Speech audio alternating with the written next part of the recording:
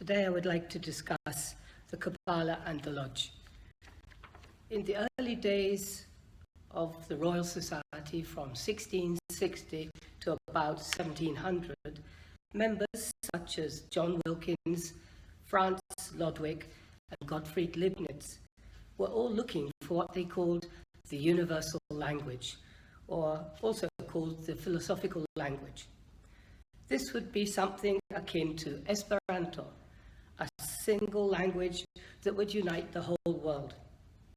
Surprisingly, they did not think that English could be that language,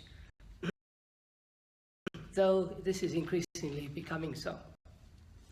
Part of the interest for Protestant England was to move away from popery, and that included replacing Latin. The Swedish diplomat, Baron Bengt Skite, researched the Kabbalistic Hebrew root of language, believing it to be the primeval language of the human race. Around the same time, the Dutch scholar Isaac Vossivus, who was a member of the Royal Society searching for a universal language, also believing it to be Hebrew. Leibniz refused the belief that Hebrew was the universal language, but as this was widely held by most Christian scholars of the day. Leibniz was educated as a philosopher, but he was very interested in mathematics as well, and discovered a form of calculus that he believed was related to logic, and through it, it would work as a universal language. The merchant Francis Ludwig, who had collected books on China since the 1650s in his search for the universal language, was also a member of the Royal Society. Another member, John Wilkins, also believed that Chinese might be the universal language, even though they did not understand it. And most people thought it was too copious, too hard to remember, and thus a waste of time. In Germany, at the time of the Rosicrucian movement, there were two experts in prophecy, alchemy, magic, and the Kabbalah, namely Francis Helmut and Christian Noor von Rosenroth. Though both Helmut and Rosenroth were interested in the Kabbalah, Rosenroth studied Hebrew as he believed it was a bridge between Judaism and Christianity. We can see the form of the Kabbalistic tree of life in the lodge, and I believe that this is why the altar is generally in the middle of the room, not in the east as in Christian churches. So let me explain a little bit about the background to the tree of life. Sefer Yetzirah is the title of the earliest book on Jewish esotericism, although some early commentators believed it was a treatise on mathematical and linguistic theory. Yetzirah means formation. The book is traditionally ascribed to the patriarch Abraham, and there are several versions of it. In the 16th century, a rabbi called Isaac Luria, also known as Ari, redacted the Sefer Yetzirah to harmonize it with yet another sacred Jewish book, the Zohar, known in English as the Hebrew Book of Splendor or Radiance, and it is the essential work on Jewish mystical thought that we now know as the Kabbalah. The Zohar introduced the concept of the tree of life and the lightning strike. Ari realized that man had alienated himself from God, known in the Christianity as the fall of man, and so he drew the pattern of the tree of life to reflect this. The lightning strike shows the order in which God created the world, and conversely the order that spiritual work, known as pathworking, should be done. In the 18th century, Rabbi Vilna Gaon, known as Gra, further edited the Tree of Life to show the perfect pattern to give the exiled Jews hope that through their spiritual labours they would be able to restore man to his rightful position next to the Creator.